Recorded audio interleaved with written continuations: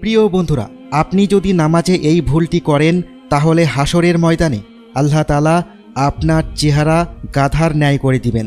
আমরা অনেকেই এই ভুলটি করে থাকি। প্রিয় দিনী ভাই ও বোনেরা, ঈমানের পর সবচেয়ে গুরুত্বপূর্ণ বিষয় হলো নামাজ। রাসূলুল্লাহ সাল্লাল্লাহু আলাইহি ওয়াসাল্লাম আল্লাহর পক্ষ থেকে বারবার নামাজের তাগিদ দিয়েছেন। কুরআনেও আল্লাহ তাআলা ৮২ বার সলাত শব্দের উল্লেখ করে নামাজের গুরুত্ব তুলে ধরেছেন। তাই প্রিয় নবী সাল্লাল্লাহু আলাইহি ওয়াসাল্লাম নামাজকে ঈমানের পরেই স্থান দিয়েছেন। নামাজের গুরুত্ব ও ফায়দা সম্পর্কে সাহাবায়ে কিরামের সামনে অসংখ্য হাদিস বর্ণনা করেছেন। প্রিয় দর্শক, আজকের ভিডিওটি অত্যন্ত গুরুত্বপূর্ণ, তাই সকলকে উক্ত শাস্তি থেকে বাঁচতে ভিডিওটি শেষ পর্যন্ত দেখার অনুরোধ জানাচ্ছি। বন্ধুগণ, নামাজে ইমামের অনুসরণ করা ওয়াজিব। রাসূলুল্লাহ সাল্লাল্লাহু আলাইহি ওয়াসাল্লাম বলেন, ইমাম নিযুক্ত করা হয় কেবল তাকে অনুসরণ করার জন্য। ইমামের পিছে পিছে মুক্তাদির তাকবীর, রুকু, সিজদা, কিয়াম ও সালাম ফিরাবে। ইমামের অগ্রগামী হবে না। হযরত আবু হুরায়রা রাদিয়াল্লাহু আনহু থেকে বর্ণিত, তিনি বলেন, রাসূলুল্লাহ সাল্লাল্লাহু আলাইহি ওয়াসাল্লাম বলেন, মূলত ইমাম সাহেব হচ্ছেন অনুসরণীয়, তাই তিনি তাকবীর সমাপ্ত করলে তোমরা তাকবীর বলবে। তোমরা কখনো তাকবীর বলবে না যতক্ষণ না তিনি তাকবীর বলেন। তিনি রুকুতে চলে গেলে তোমরা শুরু করবে। তোমরা রুকু করবে না যতক্ষণ না তিনি রুকু করেন। সহিহ বুখারী হাদিস নম্বর ৩৭৮, ৮০৫ এবং ১১১৪। হযরত আবু হুরায়রা রাদিয়াল্লাহু আনহু থেকে আরও বর্ণিত, রাসূলুল্লাহ সাল্লাল্লাহু আলাইহি ওয়াসাল্লাম বলেন, যখন ইমাম সাহেব তাকবীর সমাপ্ত করবেন তখন তোমরা তাকবীর বলবে, আর যখন তিনি রুকুতে চলে যাবেন তখন তোমরা রুকু শুরু করবে।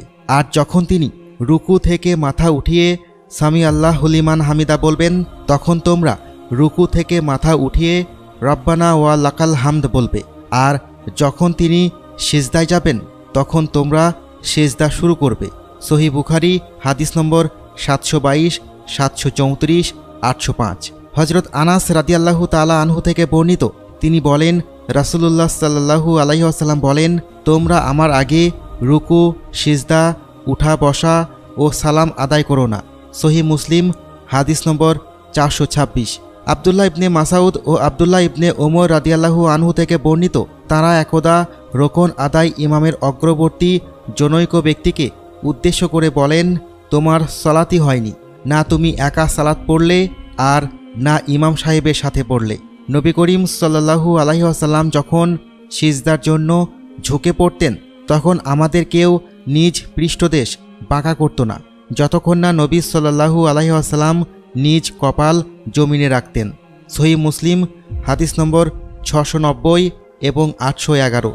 আবু হুরায়রা রাদিয়াল্লাহু আনহু থেকে বর্ণিত, তিনি বলেন, রাসূলুল্লাহ সাল্লাল্লাহু আলাইহি ওয়াসাল্লাম বলেন, ওই ব্যক্তি কি ভয় পাচ্ছে না যে ইমাম সাহেবের পূর্বেই রুকু থেকে মাথা উঠিয়ে নেয়? এতে আল্লাহ তাআলা তাঁর মাথাকে গাধার মাথায় রূপান্তরিত করবেন অথবা তার গঠনকে গাধার গঠনে পরিণত করবেন। সহিহ বুখারী হাদিস নম্বর ৬৯১। এটা হলো নামাজে ইমামের আগে রুকু সিজদা করা বা রুকু সিজদা হতে মাথা উঠানোর শাস্তি, যা আল্লাহ তাআলা তাঁকে কিয়ামতের দিন করে দিবেন। হযরত আবু হুরায়রা রাদিয়াল্লাহু আনহু থেকে বর্ণিত, তিনি বলেন, যে ব্যক্তি ইমামের আগে রুকু সিজদা হতে মাথা উঠাবে ও মাথা নিচু করবে তার কপাল তো রয়েছে শয়তানের হাতে। মুয়াত্তা ইমাম মালিক কিতাবুস সালাত অধ্যায়। প্রিয় বন্ধুরা, আমরা আশা করি আজকের পর থেকে এই ভুলটি আর কখনোই করব না। আজ তাহলে এ পর্যন্তই। আপনারা ভালো থাকবেন, সুস্থ থাকবেন। আল্লাহ হাফেজ।